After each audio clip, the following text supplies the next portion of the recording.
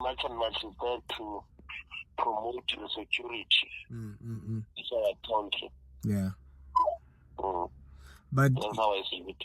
But then, in your personal view, do you see it being effective from the other movements that we've had before that were pushing for everything that MarchandMarch is calling for in the country?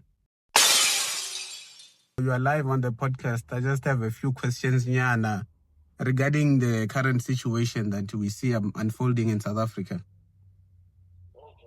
Yeah. So, I mean, looking at this whole MarchandMarch thing, I haven't seen you release anything on it. So I just thought, let me call you and get your insight around it.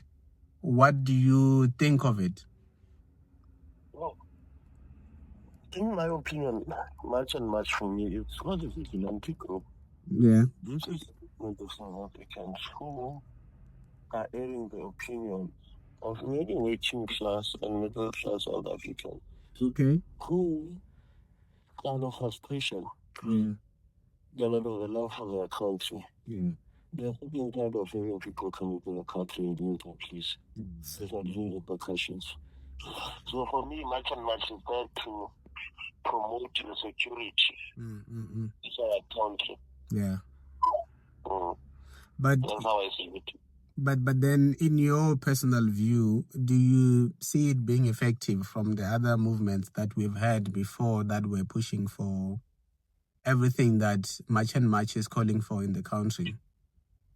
Well, MarchandMarch is not the first one or the first type of this nature. Yeah. But it is the first one that has brought in the results that we've seen. It's the first time due to protest of South Africans, you'll see African foreign governments kicking their citizens back. Yeah. We have never seen that before. So it did bring in different results that we have not seen before. Okay. And then now, because there was a protest, I mean, the planned protest and a deadline that was given, and now we've seen the deadline come and pass.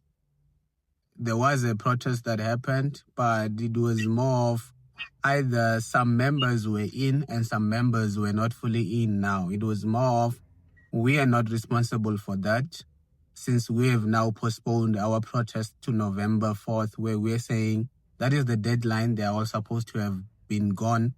And we saw like the way in which things were changed. I don't know if it had anything to do with the election date. No, I mean, it might be in relation with the elections, because the elections is in the, I think, on the area of November. Yeah, it's the 4th of November. So it might be that, but this thing of MarchandMarch, it would be wise not to expect it to end simply because the 30th of June has passed, or let's say maybe the 4th of November will pass. These are opinions and beliefs of South Africa, and they've been here for quite a long time. It's only now that they've materialized and matured. So I think this is going to be a recurring feature in our lives until this whole illegal immigration or illegal immigration is dealt with, you know. Once this thing is dealt with, then I think it will come down. But since not, we are going to see protests like this happening regularly from time to time. And also there are some people who are of the belief that these people are being funded to do this. And somehow, as well as them being funded to do this, there is another side that is saying these people are just doing this. It's a popularity thing, that as soon as they get what they want, the leaders of these movements, this whole thing is just going to disappear like the previous ones. Those are the wishes. It's not a question, it's the wishes of those who are against this whole MarchandMarch thing. And if they are funded, I mean, anything needs to be funded. I mean, the traveling and all of that, if they are funders, they are funders. So what if they are funders? The ANC, the EFF, all of them, they are funded. Why does MarchandMarch now have to be scrutinized because there are people funding? If there are people funding, it is because they believe in the aspirations of MarchandMarch, what they're trying to achieve. call it a popular thing, but those are the beliefs of many working class South Africans who believe that when you enter the country, enter there legally. I don't find it populistic or not populistic for someone to say that it's a reasonable demand that is applied everywhere in the world. So why should South Africa be the exception? Yeah. That's my point. Yeah. No, I get your point. It's just that I know there are those people who are somehow thinking there have been recent calls that maybe Zuma is behind all this thing because remember recently there was a meeting between the president Cyril Ramaphosa and 2 of the 3 leaders, and then there were questions that were raised as to why wasn't the 3rd leader asked. Is it maybe because of a proximity to JacobZuma? Look, if this, in my opinion, I doubt it for it to be a Zuma thing or Zuma people project behind the closed doors. Because if it was, Zuma would have used his own political party. If it was, then it will be an issue of popularity or populism. So I don't think that it is the case. But let's say even if it is the case, what will be the problem about it? I myself am not a Zuma fan. But whether I like you or not, if you're talking the truth around something that makes sense and has substance, I am going to agree and stand with you on that way. So it being Zuma or not, we shouldn't look at it like that. Yes, Zuma has his own scandals. I myself am not a fan of him. But even if I'm not a fan of him, if he says something that is right and is right, I will agree with him. Does that mean that if I don't like him, my dislikeness for him blinds me from the truth? Yes. So also I wanted to bring the thing of, we've seen some political parties rallying behind this movement. And at the same time, we've seen some that are trying to demotivate them, that are trying to say, they're basically they are against what these marches are there for. They're against what MarchandMarch is doing. What could be the possible cause where you find yourself with some political parties siding with the intentions and objectives of MarchandMarch, and some questioning the timing and the objectives of MarchandMarch at the same time? You have to understand, those who are against MarchandMarch, they are against MarchandMarch because MarchandMarch is going to disturb some of the operations that they benefit from. First and foremost. Number 2, there are political parties that have kind of turned their back on this kind of programs, whereas before they were also doing these kind of programs. That exposes their lack of sincerity and genuinity with the frustrations of South Africans. That says it all on its own. Because today we're seeing this now, because we're in a convenient position, you don't have those things to go on. It literally says so. And for political parties that are supporting MarchandMarch, they are pragmatic. They are in the room. I mean, if you're in politics, you need to be able to represent the majority views of the South Africans. So they're reading the room quite well. And speaking about reading the room, if you are the ANC, where do you stand in times like this? Because you are the ruling party, you've been in power for some time, and now there comes a movement that then questions the way things have been done, and even the people that have been put there to look after such things as the border, for example. Come again? I mean, if you are the ANC, a party that has been in power for some time, you are the ruling party currently as we speak, regardless of us having a GNU, and you find yourself in this situation where there's a movement that is then questioning how things have been done under your government. Where do you then stand? Do you support such a movement or do you go against it? I support the movement. Do they support? Do you think they support the movement that is questioning how they've been ruling South Africa? Yeah, definitely, because this whole thing of illegal immigration, it's not new. It's as far as old as 2008, as early as 2002. And the ANC has been quite dismissive of it. Mm-hmm. But right now, their take is that most of South Africans, they are tired of this now.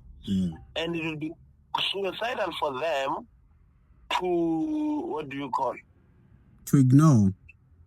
To ignore it. Because, I mean, clearly, they really want to remain popular so that they can get the votes.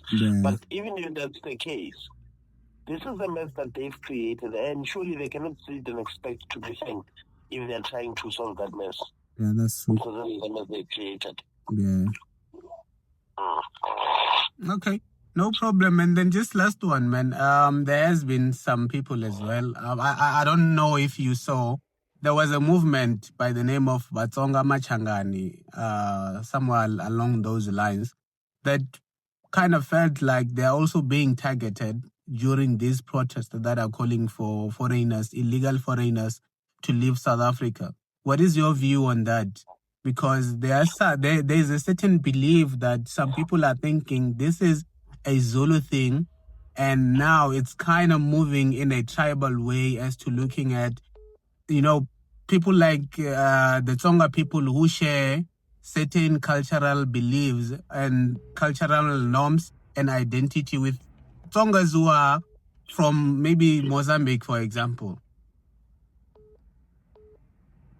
Yeah, no, definitely. Look, I think tribalism is everywhere in Africa, and I don't think South Africa should be the exception.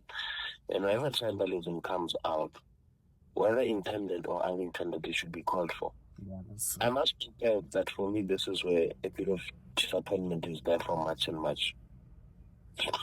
Because if you are going to unite South Africans on a matter that all South Africans agree with, it would be wise to move away from derogatory statements or songs or chants, because you do not want to alienate people who have allied themselves with you. You get my point? So MarchandMarch for me, in a very pragmatic way, they were supposed to embark on a wider education campaign to say, no, there are several identities that are South African. Yes.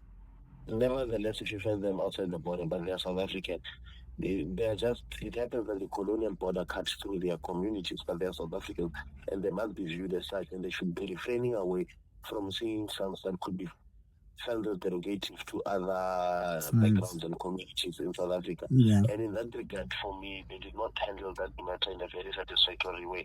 I was expecting them to vehemently call it out. Yeah. Okay, no problem, man.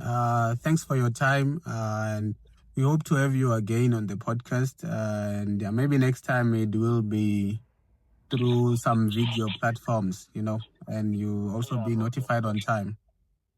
Definitely. No problem. Thanks, man. Sure. Sharp.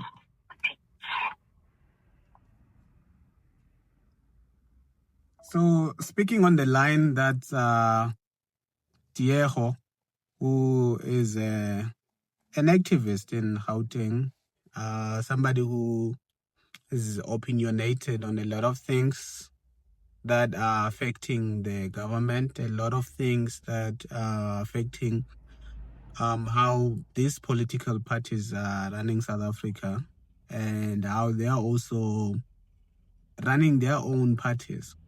So we just wanted to get a view from someone on the ground, as well as to how do they see these MarchandMarches? Are they really bringing the change that we see people going on the street for?